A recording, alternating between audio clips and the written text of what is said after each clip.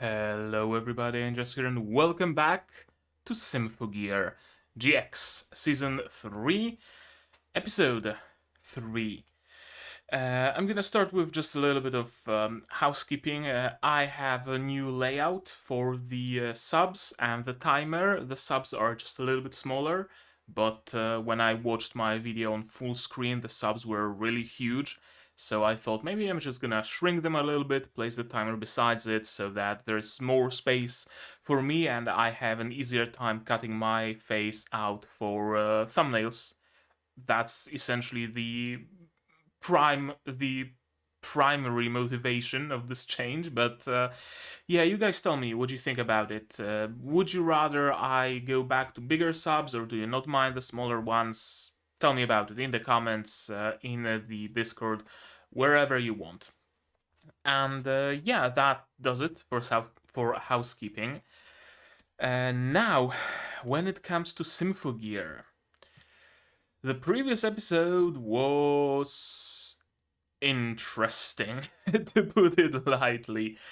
We have a brand new villain who seems to actually be threatening to our main cast. Because so far, let's be honest, Finet and Ver were threatening, but they weren't threatening, if you know what I mean, right? They were fairly simple villains, all things considered, right? A villain built a big weapon, so we need to destroy the big weapon. Simple. The villain tries to fling the moon into the earth. We gotta stop him from doing that. Simple.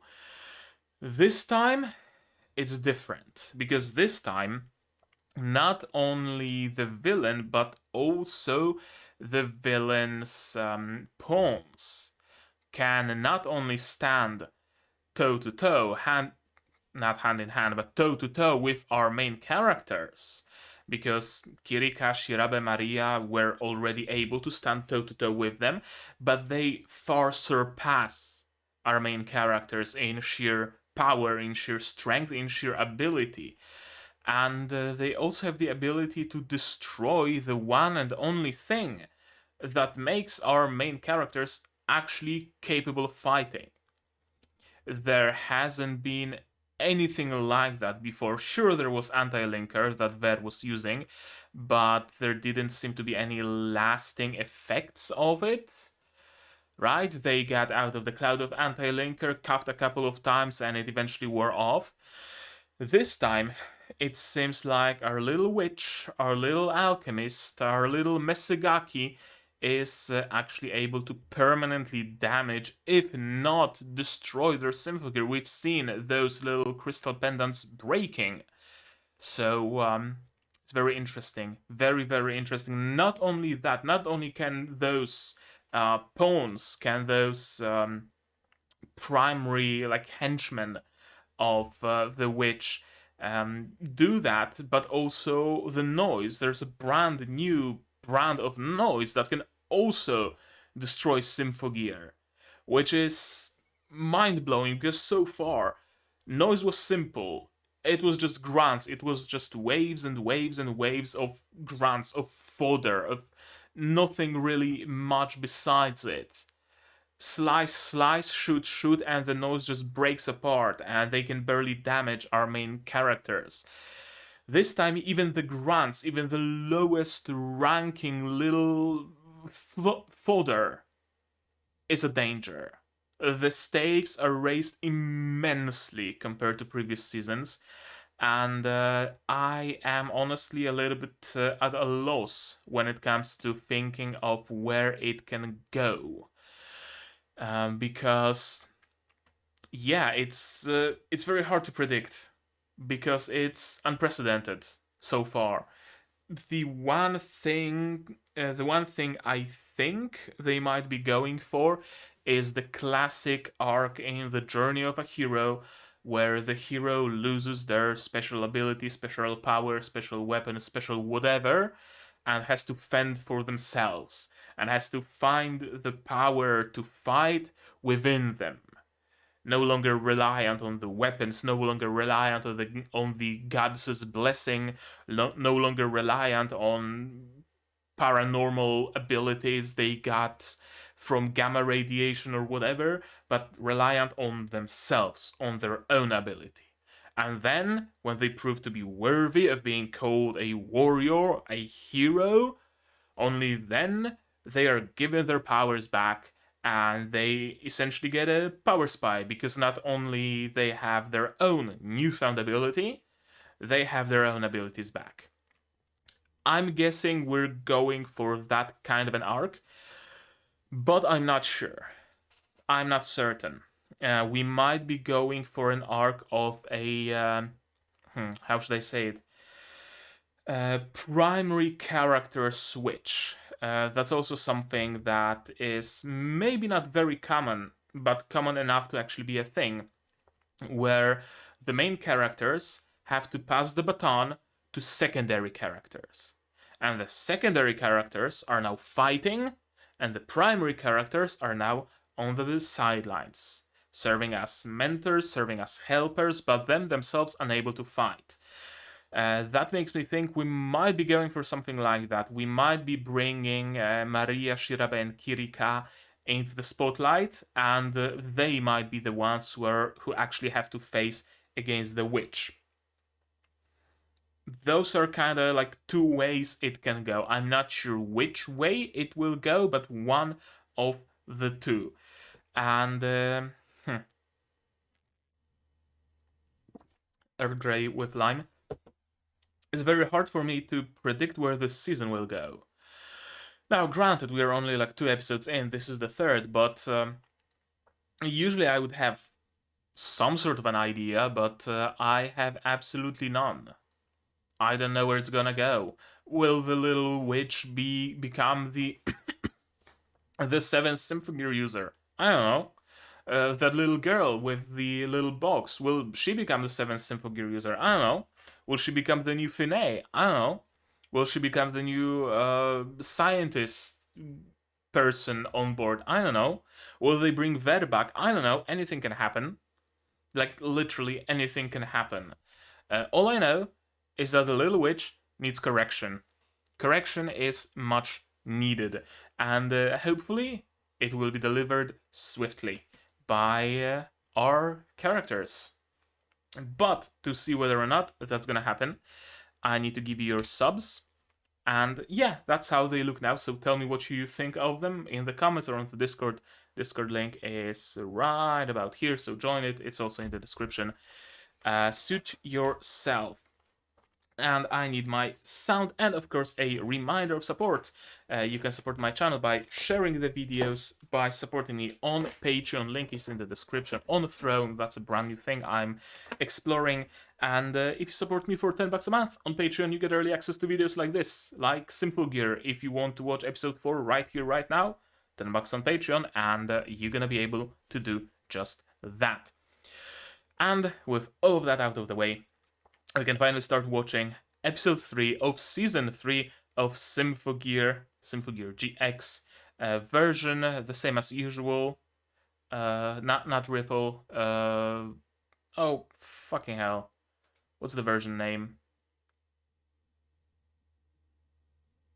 Neo AGVC with subs by D-Track. Yeah, subs by D-Track as usual. And we can start watching it as soon as in 3, 2, 1, go.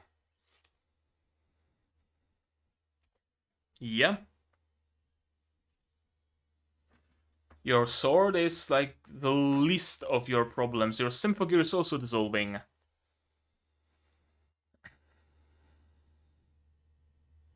That's what happened last time on Dragon Ball Z.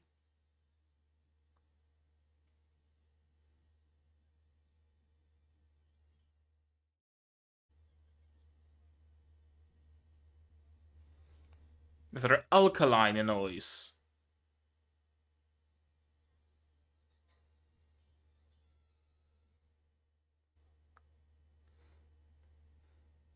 And another character we haven't seen yet.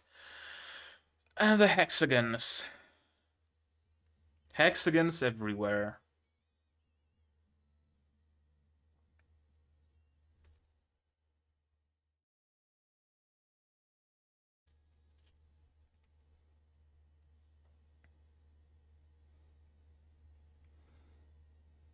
It seems like every season of Symphogear has some theme to the henshins, and this time around it happens to be hexagons. I don't know what other shape will they explore next. Triangles, circles, spheres. I'm dying to know.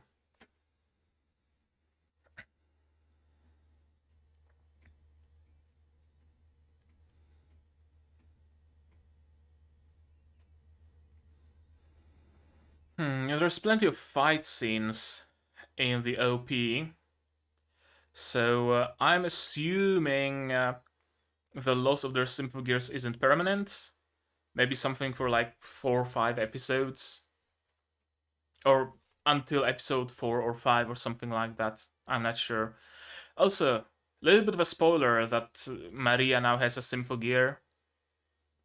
Symphogear is usually good about avoiding spoilers in the OP, but Maria has a Symphogear now, and it's a chainsword, or rather like a whip sword. Symphogear Ragnarok. Again with the cinematic music. Oh, okay, it completely shattered. I thought it might be like damaged, but no, it just pop. Are they gonna get brand new Symphogears? Is that what's inside the box? Ichival 2.0.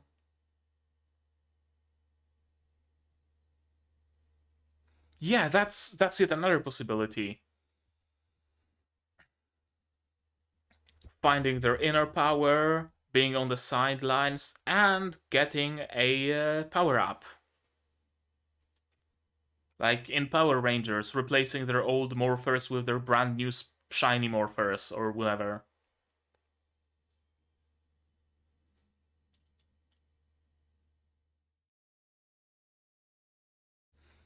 Yeah, they are no longer needed. She alone is enough.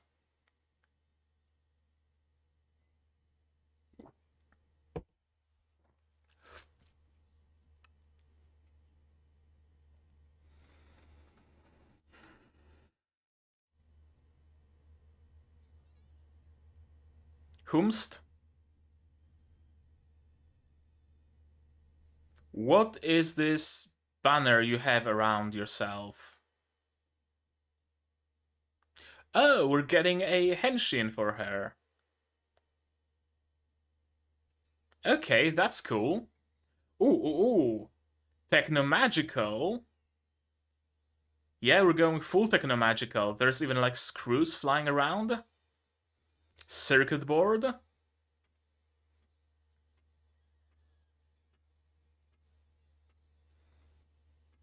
Ooh, okay. Okay. I'm liking this henshin very much.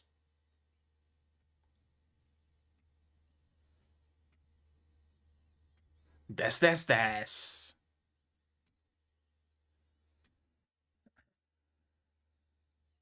Hmm? Oh, right. She doesn't have linker. So she's pushing herself.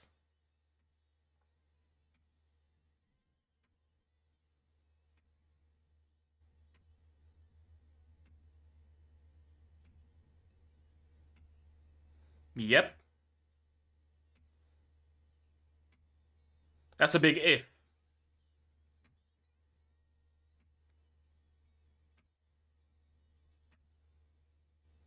And here's Shirabe.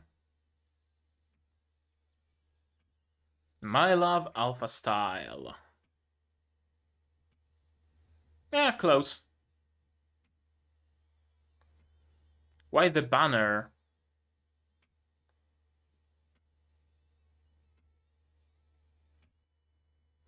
Yeah, just grab them and bail.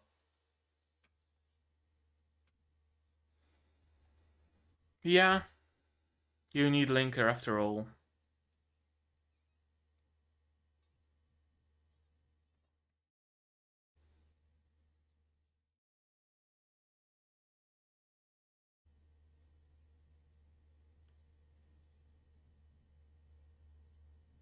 Okay, interesting. Why would that be?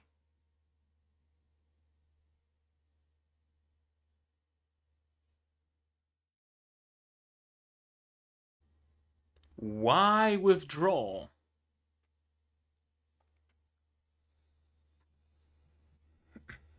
She wants to destroy your fighting spirit.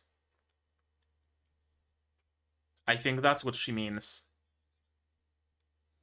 She doesn't want to wipe you out. She wants to wipe you out just enough so that you lose faith in your own ability.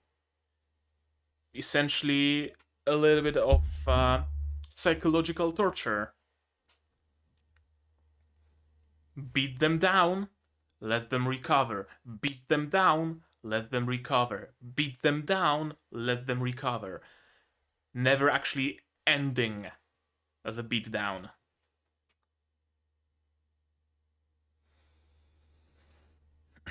Okay, some facility. Right, the facility where they were looking for like Finney bodies or something like that.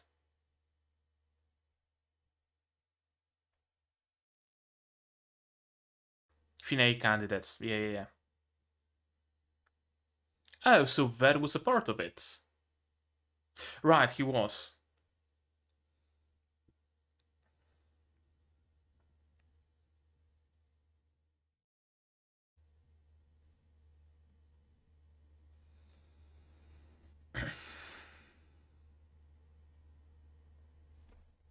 Thank you for the recap.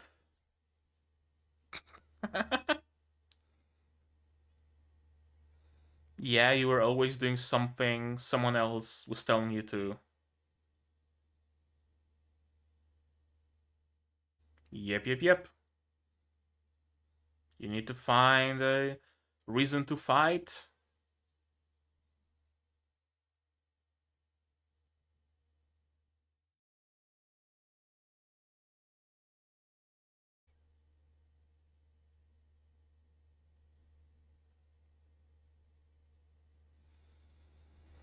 Oh, that's that's what you're worried about. Not the fact that your Ichival is completely broken.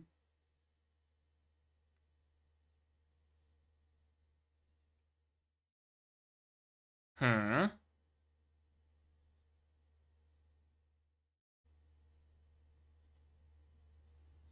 Is broken. Yeah. She wasn't just dehenshined. The whole system, the whole thing was broken. Ver?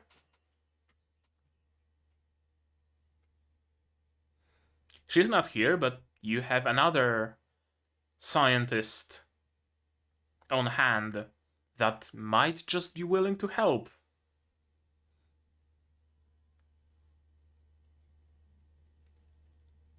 What the fuck?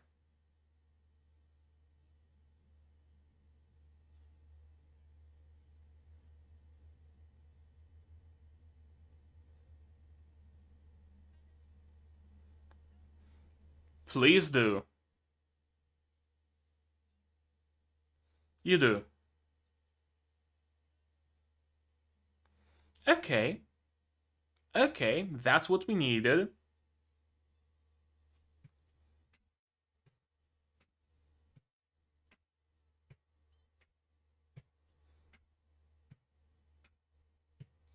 Okay. I did not expect this bit.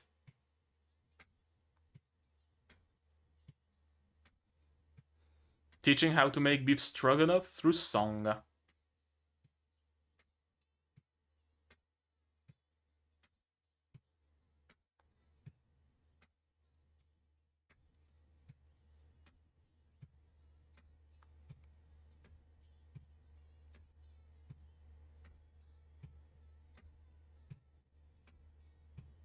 What do they not know?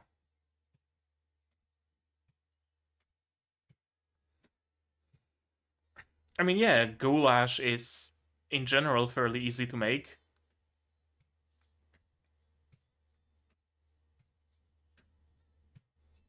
Some pork, some water, bell peppers, onion, garlic, some roux, and goulash is done, essentially.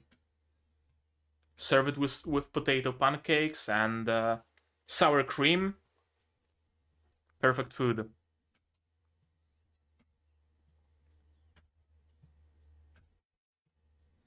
Yeah, that's what happens when you don't pay attention. Exactly. Exactly, Miku.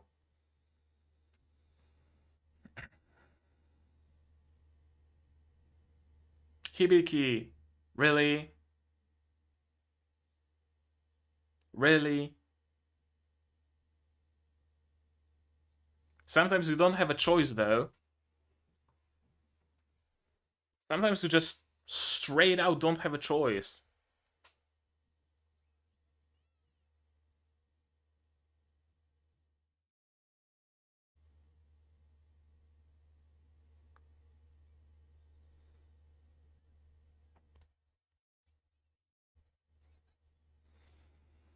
Sure. Sure, sure, sure. The problem with the approach of we can talk things through is what if the other party doesn't want to, right? What if the other party just isn't willing to listen?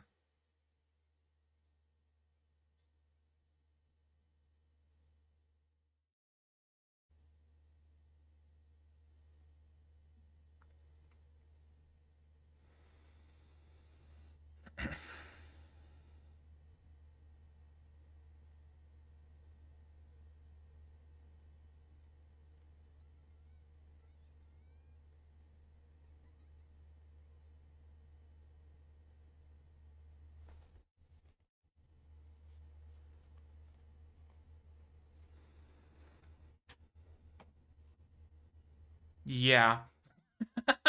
Way to rub it in. Way to rub it in.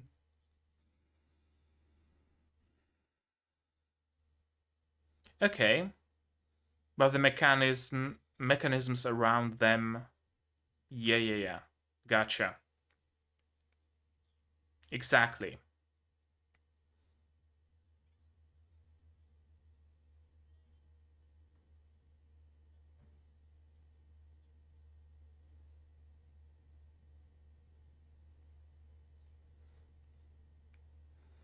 What if there's someone who's just about as knowledgeable about them as Ryoko was?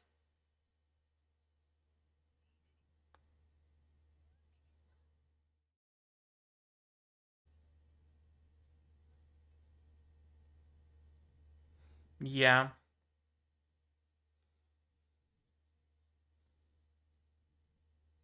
Okay.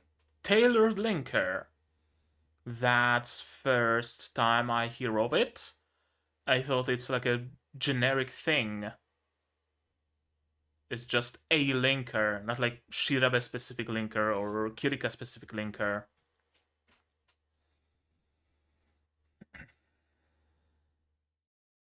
Okay, what are you up to?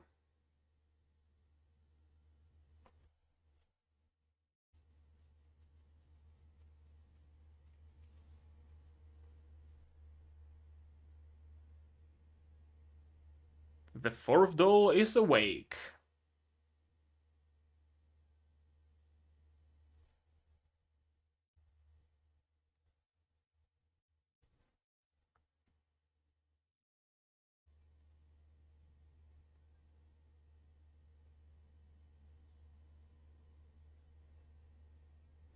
Yeah, that's bound to get plenty of attention, I feel.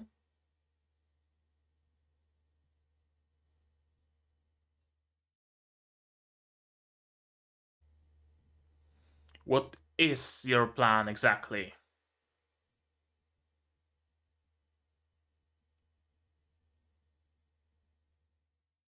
Go eat some humans.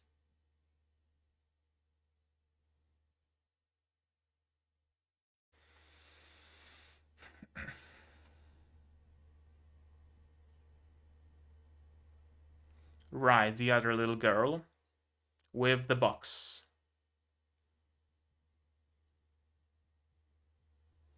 Hmm.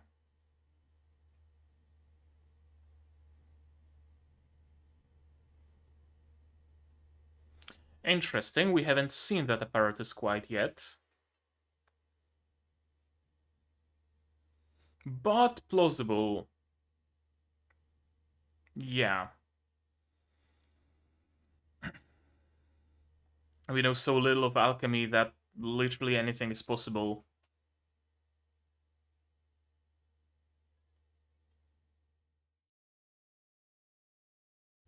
Just dissolve the planet.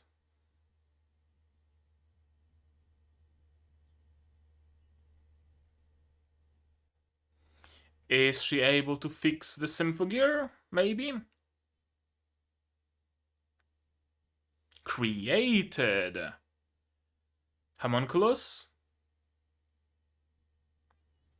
Or a doll, like the Auto whatevers.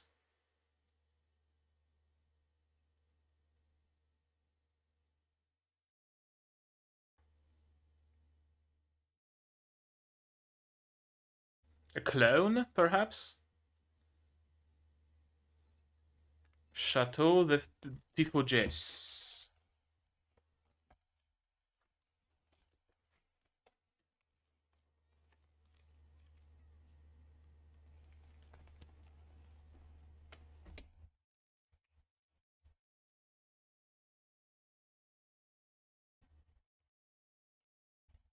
Okay. Yeah. We've seen this blade in the opening.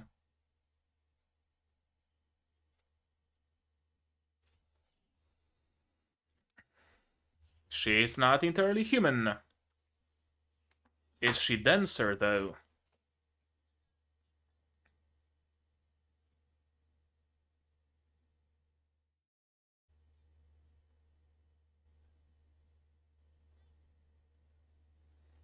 Okay.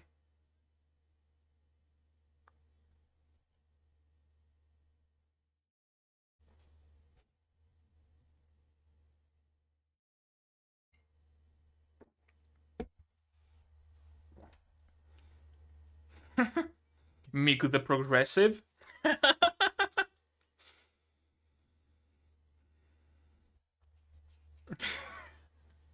Nobody gave you the bees and the flowers talk yet, huh?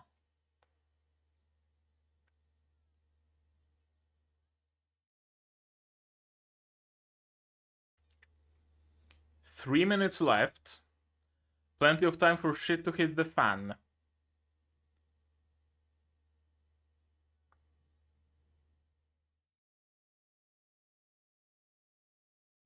Ah, it's from the concert. It's from the concert. I've seen this. Where's the banana noise now?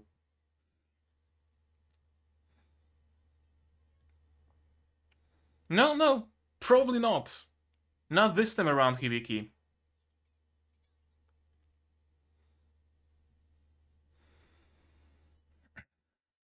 You can't speak with someone who doesn't want to speak.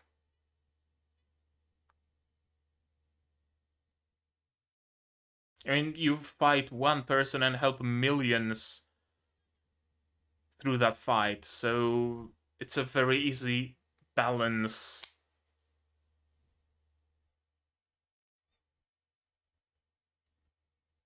Oh, dead people. How did nobody notice them this long?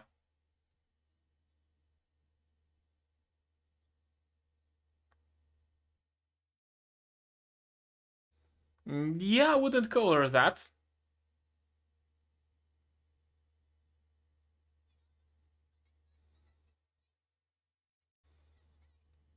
Yeah, the problem is you can't help people without fighting.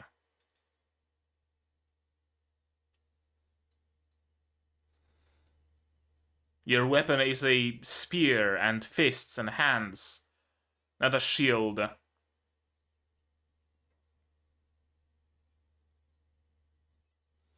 Yes, you are. Talk things out, maybe, huh?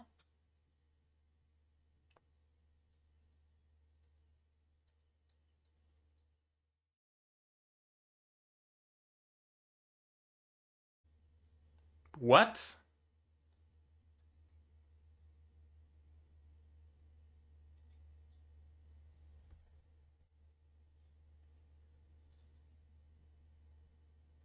Hell's going on? Literally, hell's going on. What the fuck?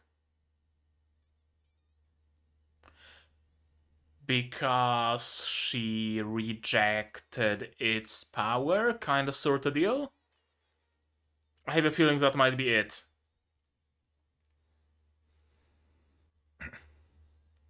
Yeah, I think that's it. She subconsciously rejects its power because she's afraid that she will have to use it to fight, not to protect. That's the reading I'm getting on it.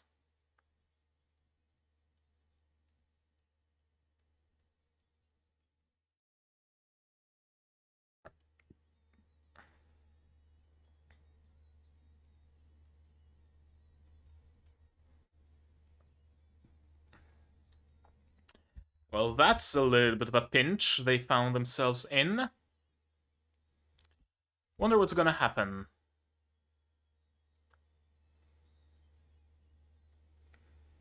Hmm.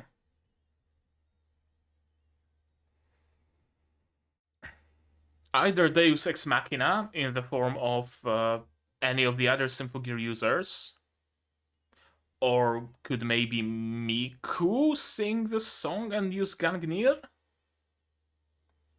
She has to have some compatibility with Symphogear, right?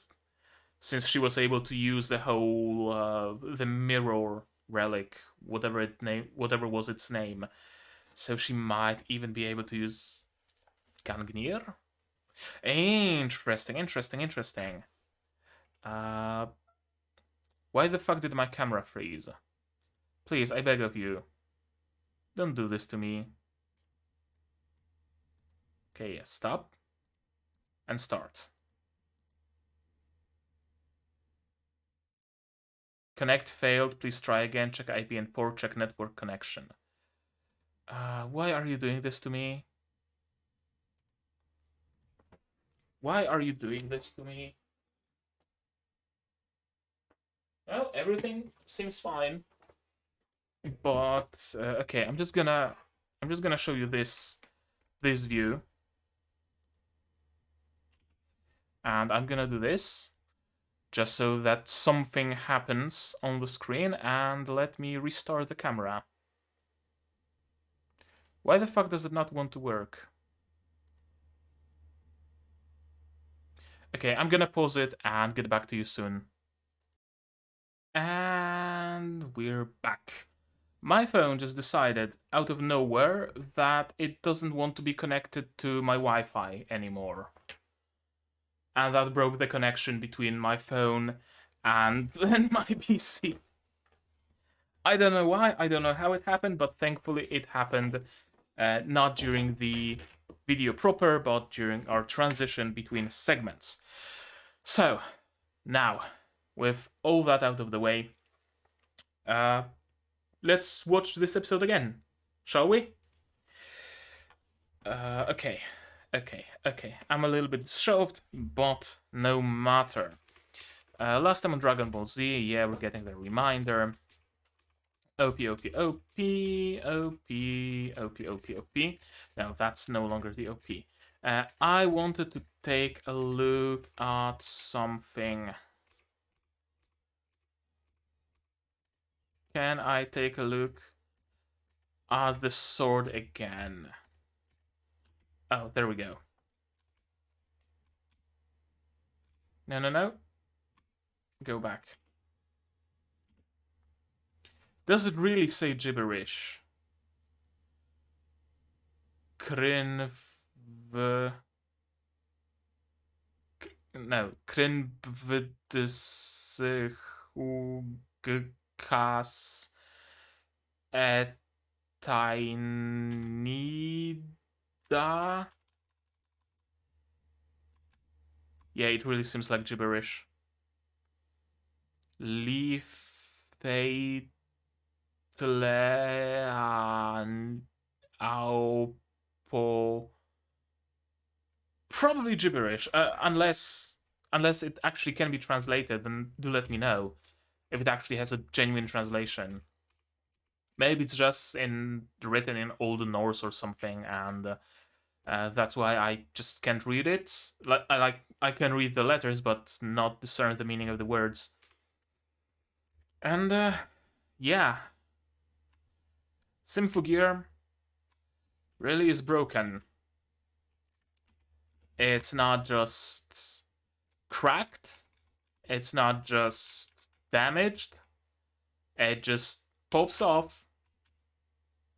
And in case of Chris, it didn't shatter, but I believe Tsubasa's did actually fully shatter.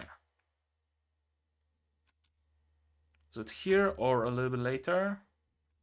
Here. Oh, no. It also flew off. Okay, I thought it just burst and completely disappeared. It still exists, so it stands to reason that it might be fixed. However, Ryoko is no longer with them, so that will not be an easy task. What the fuck is this banner? I don't know. I don't know. All I know is that it's some cute little henshin. I really like it. It's very mechanical. I still don't know why they're holding their pendants at arm's length. I guess it looks cool, like, powerful gesture, but they always wore it on their chest and it worked, so why do this now? Some circuitry. I very much like this techno-magical aesthetic of this season. Like, sure, Symphogear in itself was always techno-magical, because sure, it's magic, but it's also technology, and it's a little bit of a marriage of the two. But in this season, you really get those techno-magical elements, the circuitry, the hexagons, not the boots, but yeah, her headpieces.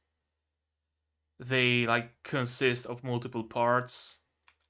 Yeah, all those parts coming together. Jesus, that's intricate. That's intricate. It's even trying to make some sort of sense. Sure, it's not sound thing that you can actually build and it will work. Who would ever think that? But it tries to have some semblance of soundness to it, right? You have some thingamagic in the middle, you have a doodad there, you have things here, and it all assembles and some things go inside. It's not just all a shell. Things go inside and it closes, it has a nice shell to it. And then the elf ears just grow out. And the horn hat appears on her head. Des. It's the first time I see Genjuurou make this face. It's the first time I see him genuinely worried and genuinely angry. I've seen him scared. I've seen him upset. I've seen him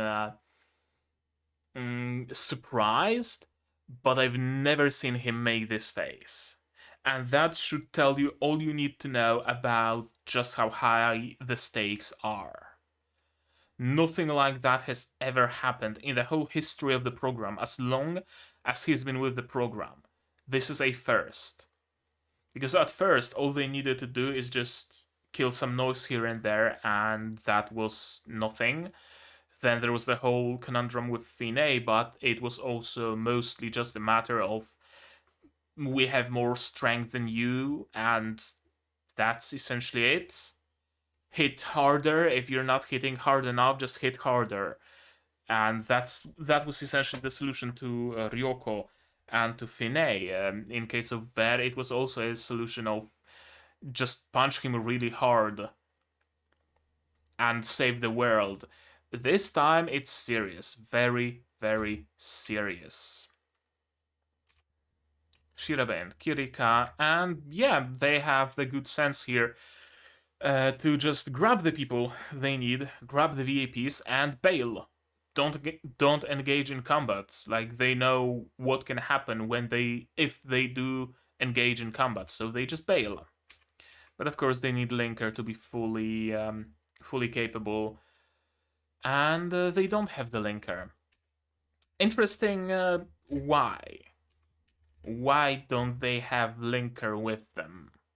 You'd think that if they are allowed to have the Symphogear on them, the pendant, the relic on them at all times, they'd have a tube of Linker in their school bag, like an EpiPen, right? You'd think that. But apparently, Linker isn't something simple.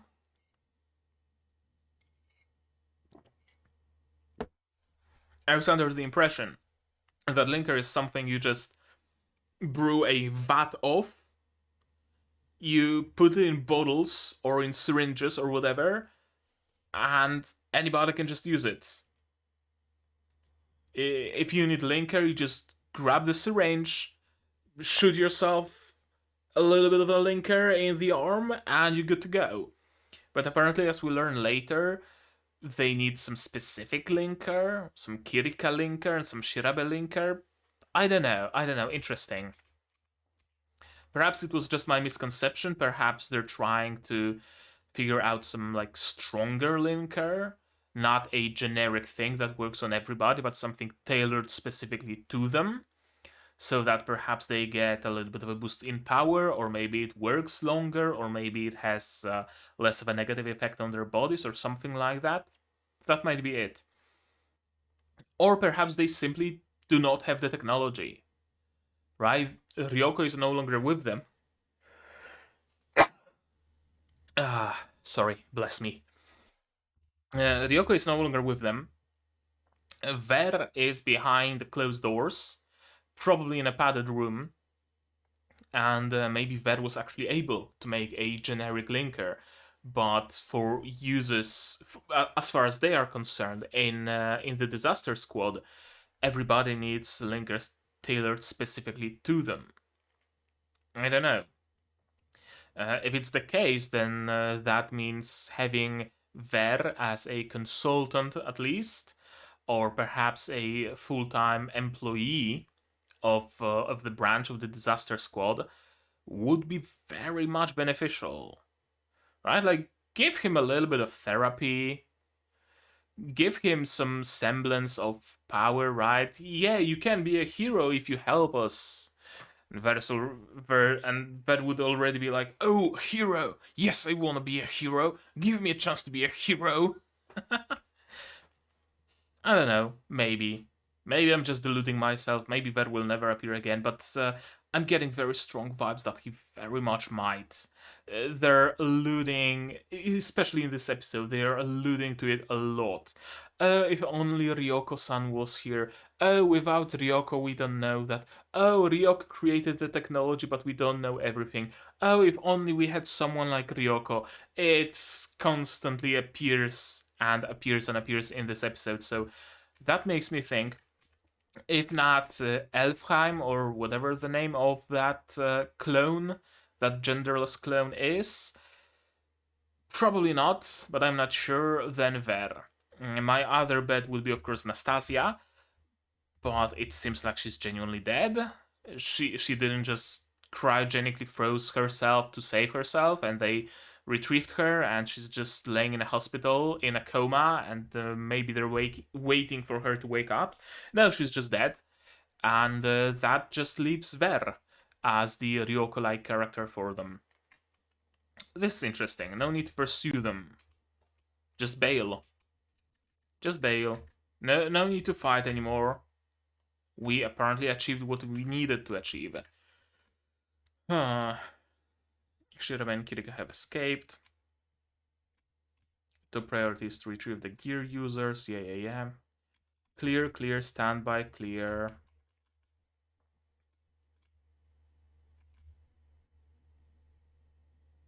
Yeah, this is first time you see this much determination on Genjuurou's face. They have a little bit of a talk about linker or not. We'll never lose to the likes of them. Well, about that, you kind of do need your linker. A little bit of a recap of what happened, what they learned, as far as we can. Yeah, none of us gathered in that world of white walls and ceilings had any relatives, so only orphans, so that nobody looks for them. Simply we gather blew our troubled pasts away. It did. We needed relics of our own to help save the world. Just using our power to overcome what is in front of us didn't get us anywhere, because you weren't driven by anything. It was never about what Mom and Maria wanted to do. Yeah. Even if we go as far as we can, if we don't have a goal. Yeah, I think I might be getting an incorrect reading on their conversation, but it reads to me as they are essentially wondering what is their own goal, not just what their orders are or what they feel they have to do, but what is their goal as characters. Kind of the same thing that Hibiki was going through in season 1, trying to find her own motivations. Not just survivor's guilt, not just the feeling that she needs to help, but finding something she herself wants to fight for. I think they are looking for the same thing here. Interesting that Chris thinks about, yeah, the girls I was supposed to protect ended up protecting me, and that's what weighs on her mind, not the fact that Ichival is broken. And yeah, this is interesting. Yeah, my gear broke down, but the clothes I was previously wearing were not reconstituted. So, as opposed to the anti-linker that just dehensions you, it just broke the Symphogear. It broke the whole mechanism of henshin and unhenshin. So not only can she not henshin, she cannot unhenshin either. Interesting. Interesting how they acknowledge the mechanic. Usually when you have a henshin in anime, nobody really likes things of what the fuck is going on with their clothes. Where are they going? How are they going back on them, the regular clothes? And no matter what they wear, they always come back the way they were. It's not a thing that shows that have henshins in them ever explore. Interesting that they acknowledge it. Ichival and Amano Habakiri have been damaged. If only I could have talked things out with Carol. Yeah, talk. Not really.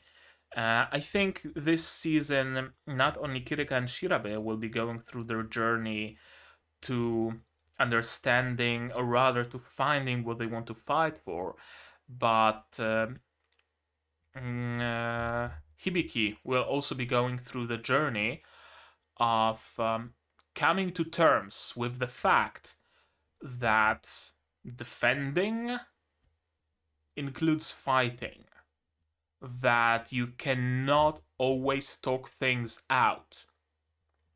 The fact that it worked out with Fine to a degree because she later betrayed the trust that Hibiki put into her, the fact that it worked out with Chris, the fact that it worked out with Maria, with Shirabe, with Kirika, kinda made her confident in the fact that this is the way to go. We can talk things out as long as we're all humans, not noise. We can communicate. We can understand each other, right? What she said in season 1 when talking to Chris.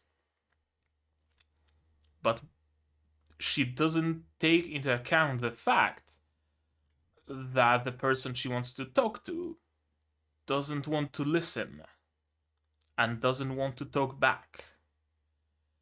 And you cannot help a person who themselves doesn't want help. You cannot change a person who themselves doesn't want to change. You cannot talk things out with a person who doesn't want to talk. And I have a feeling that this is the journey and this is the change that Hibiki will go through this season. Becoming a little bit more, maybe not jaded, maybe not rugged, but a little bit more aware of the fact that not everything is sunshine and rainbows. That sometimes you have to fight that one person to save plethora of others. And you sometimes have to make that choice, and you sometimes have to make that sacrifice, kinda, where you have to defeat one person who's incorrigible to save billions of people in the world. Interesting. We're setting up some very interesting topics here. I like that Maria just decided to take things into her own hands. She no longer wants to just be a fake idol. I like it. I like her determination.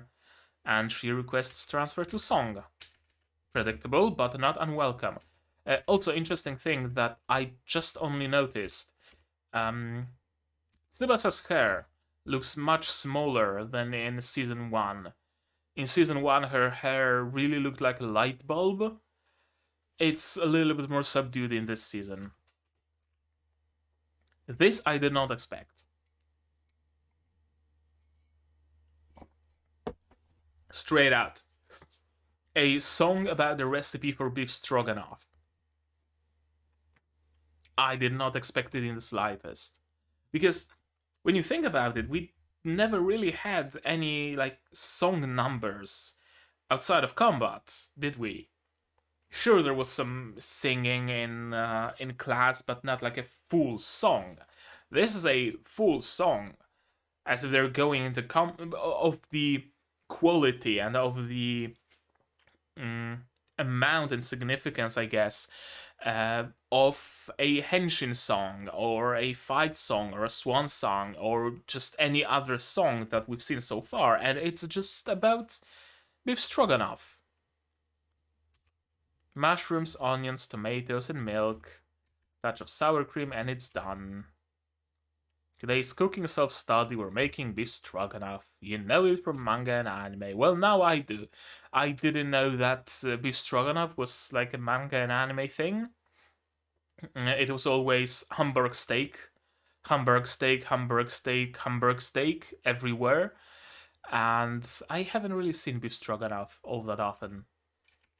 All that said, they are correct in their thinking that beef stroganoff is easy to make, and as I mentioned, goulash in general is easy to make. Just fry some meat, whatever meat you like, with whatever vegetables you like. Cover it in stock. Add some roux. Add some sour cream. Serve it over mashed potatoes, over dumplings, over not noodles, but like pasta. Serve it over whatever you want, really, even rice. Put a dollop of sour cream on top, and you're set. Russian cuisine sure has a lot of room for improvisation. Yeah, kinda, I guess. And of course, Hibiki is thinking of the fact that, oh, the knife that can prepare such delicious food can also be used to hurt. How cruel is this world? She proves again to be fairly... I don't want to say immature in her worldviews, but immature in her worldviews. She has very idealistic view. And she is an idealist, yes, but it can be a detriment as we see by the end of this episode, it can really be a detriment. You cannot expect something so sharp to cut carrots to, at the same time, not be short enough to break skin. Right? You just can't. Everything has two sides to it. Everything can be used to do harm. A pencil is enough to do someone harm, and yet you can create beautiful art with it. And Hibiki wants to only see the good things, the good side in people, the good side in tools, in things in general, right? Oh, my Symphogear is used to defend. The knife is used to prepare delicious food. Well, go to the UK and ask everybody if they use knives to prepare food. I mean, most of them probably do. There's just a minority of them that do the shanking, but some do. Right, anyway. This will be the season where Hibiki grows. Again, I don't want to say grows jaded. I don't want to say grows... grows like... I don't know how else to put it. She grows. She understands the world better, and she grows to understand that the world isn't all sunshine and rainbows. And she needs that growth. She very much needs that. Tsubasa wouldn't have that issue. Chris wouldn't have that issue. Nobody else would have that issue of choosing to defeat someone for the sake of saving many others. It's only Hibiki, because she's an idealist. To this high of a degree. I was initially fairly wary of this manager dude, but he seems genuinely nice. He actually seems genuinely nice. One day you'll follow your dreams once again. Perhaps once we eliminate all the noise.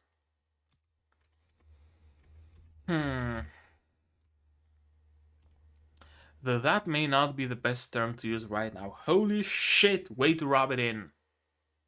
I did not expect him to just go for it. May not be the best term to use right now. You don't have your Symphogear. You're not users. Jesus. They were seriously damaged, of course. Protector elements that serve to stabilize the energy have been lost. Well, what if they themselves manage to stabilize the energy? Huh? That's, actually, why the fuck not? Wait, that's Spike's family. Here's Symphogear GX.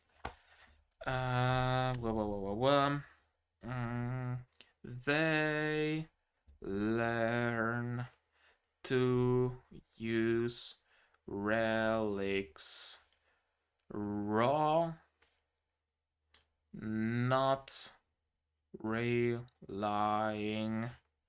on their systems. I'm gonna say episode 3. And what time is it? 13:55. I wonder if it's just an offhand comment that this is how they're broken, or will they actually be able to like use their willpower to stabilize the energy, or whatever you want to say, whatever you want to call it. Maria's relic is certainly in a much worse shape. We can fix them. Yeah, if only we had Ryoko. Since Sakurai Theory was made public, there has been some research, but there's no way we can repair an actual Symphogear system without Ryoko herself. If only there was someone who has a deep knowledge of Symphogear. Someone perhaps in government facilities, kept somewhere. Someone who was able to turn a non-combatant person into a Symphogear user with his technology. If only there was someone like that. Yeah, I really think that's what they're hinting for. You have a stew? Well, yeah, not really. You don't have the linker. It damages your bodies. We can't send you out there without preparing a linker tailored specifically for you. Interesting. What is it about the tailored linker? I don't know. And apparently the little witch needs memories to wake up her doll servants. I think they mention later some thing that she wants to use to dissolve the world. Maybe they're inside of it because there are cogs all around. I thought it's just some secret hideout, but perhaps this is like the inside of this machinery. Plan can progress to the next phase, of course, sure. They've taken Alfenheim. Wait. Elfnine. Not Elfenheim, Elfnine. Okay. I'm aware, it doesn't matter. It really seems to me like she's going for the approach of not only defeating them, but defeating their spirit.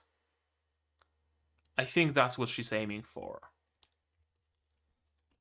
And Elf9 escaped because she learned, they learned of the plans to destroy the world. Shiro has the power to break down anything, Symphogear included. All that's needed is a scale, a giant apparatus. Yeah. She was created, she was installed, so probably a homunculus, a fragment of the enchanted blade Dane's life. Can't they turn it into a Symphogear? Maybe another thing they just cannot do without Ryoko. Probably. Who could be the wielder of it? If it was to be turned into a Symphogear. Elfline herself? Maria? I don't know. Interesting. Miko? Dare I say? On her, let's say her. Name Elfnheim, sex none, age none, blood none, organic. She's organic at least, so probably not an automaton. Closer to a clone or a homunculus. There's no apparent sex. Yeah, she's just a Barbie doll. Completely smooth down there. How does she pee though? Throwback to the concert. Yeah. It looks exactly the same as on the concert. They might have even just scanned the page. I don't know. I watched the concert live on stream, so if you want to check out the VOD, it's on my channel. Feel free to do that. Alkanoi. Yeah, that the alchemist is at the alchemist's beck and call. Indeed, that is a fairly big problem. We only have one Symphogear user left to fight them. Indeed. Or I guess you have 0 Symphogear users left to find them. Because Hibiki doesn't want to fight. Use a power meant for helping people to fight them instead. Well, again, I have to say, helping through fighting is a thing. Right? You see someone on the streets beating up a young, or like someone on the streets beating up an old lady and stealing her purse. You kind of have to punch him in the face to stop fighting to save people, right? You can't talk your way out of everything. And Hibiki needs to understand it.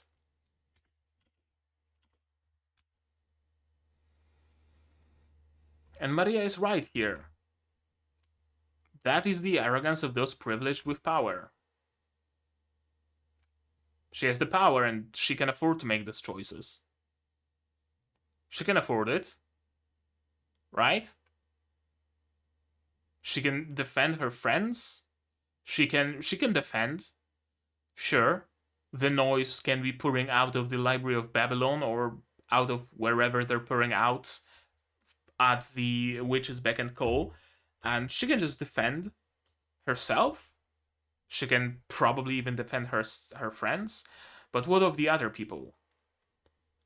What if the only way to save other people is to just make the little witch unlive? What if that's genuinely the only solution? Will you still, like, deny to fight? Because you can protect yourself and your friends? Crazy how nobody found those dead bodies before?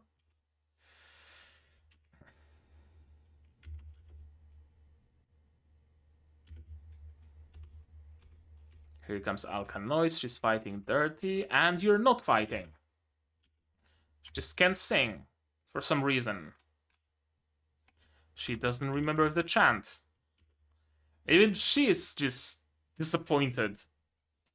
Just come on, I wanted to fight. My master told me to fight you and you're just not gonna? Come the fuck on, give me a break. Can't remember the chant. Because you rejected the power of the Gangnir. I think that's what it is. Essentially a mental blockade. Kinda like selective mutism. Kinda sorta similar deal. I think that's it. Like, whenever she's in a position where she has to fight, she just loses the ability to fight. I think that's it. Edie. And there we go. There we go. Not without technical issues, but we are done with episode 3. It's really setting up some very interesting things. Initially, I thought it might be, as I mentioned, one of the 3 possible things. Either losing their powers, learning to find the power within them, using that, and then regaining their powers, or the B squad getting into the picture and the A squad being put on the sidelines, or the box that Elf9 has containing something that can give them new powers. Those are the usual tropes. And how stupid of me to expect Symphogear to follow those tropes to a T. It's like, sure, Symphogear's tropey, but it's not that tropey. Of course, they're going for something completely different and for something that I have completely no idea about. Like, I'm really hard pressed to make any sort of predictions. Because I doubt they're gonna find some newfound power within them. Maybe, I mean, that's still a possibility. But what would that be? The power of alchemy? Could Elf9 make them weapons that can destroy the alkanoids? I don't know. Maybe. It's probably not putting the main cast on the sidelines and bringing the side cast to the forefront, because neither Maria nor Shirabe nor Kirika are in a position to fight either. It will take some time to bring them up to snuff. At least for Kirika and Shirabe. For Maria, they need to fix the Symphogear or give her a new one. So that takes time. And it's not finding new power immediately after either, because the box contains only a single shard of a relic, not multiple of them, and they can't really share, can they? So it's very interesting where it will go. What would my bet be? Well, first and foremost, my bet would of course be that there is back and helps. That's I'm almost certain that's what they're gonna do. Besides that, where can they go with it all? Certainly, the shard of the sword that Elf9 has to play some part. Perhaps this will become Maria's Symphogear. Perhaps not. Perhaps someone else's Symphogear. Perhaps Elf9 herself will wield it. Perhaps Miku will. Perhaps the anime-chan. Perhaps Genjuurou himself. I have no clue. But it will be used for sure. Kirika and Shirabe will. I have a feeling they will at least once more fight without Linker, and then they will get Linker and they will kick some serious ass. Maria will certainly get a brand new Symphogear, or her sister's Symphogear will be fixed alongside Chris's and Tsubasa's, because once they get the technology to fix Symphogears, who's to stop them from fixing Maria's sisters? Hmm. I have a feeling they might get a little bit of an upgrade to their technology, so to speak. Not only can their Symphogears be fixed, but perhaps also somehow immune or at least resistant to the alkanoids, maybe? That would be my prediction. Besides that, I honestly don't know where exactly we're going. As far as personal things go and like learning and growing, Hibiki definitely has the most to grow in this season. Certainly, um, she has to, as I mentioned many a time, she has to learn that not everything is sunshine and rainbows, and that you have to fight. You sometimes have to even spill blood to protect people. Maria knows it. Maria understands it. She killed many people to save the world. Sure, the plan didn't pan out in the end, but she understood that sacrifices sometimes must be made.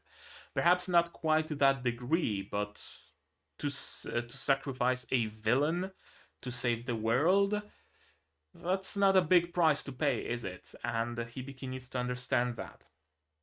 Kirika and Shirabe have some room to grow as well, to find their reason to fight.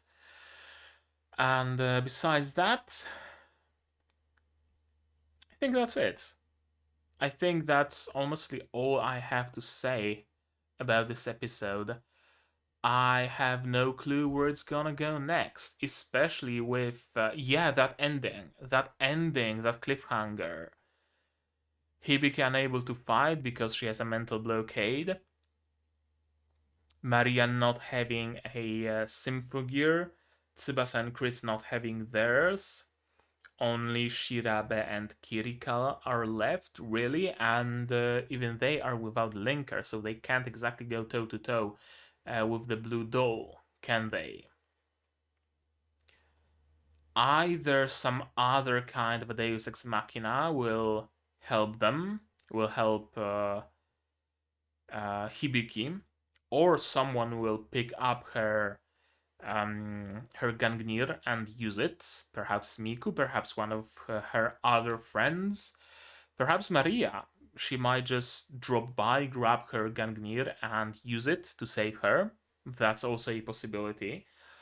Or another possibility is that the doll and the little witch, seeing that Hibiki cannot fight and it would essentially just be a flash, not even a fight, not even a struggle, nothing, just a one hit KO, they might just pull out.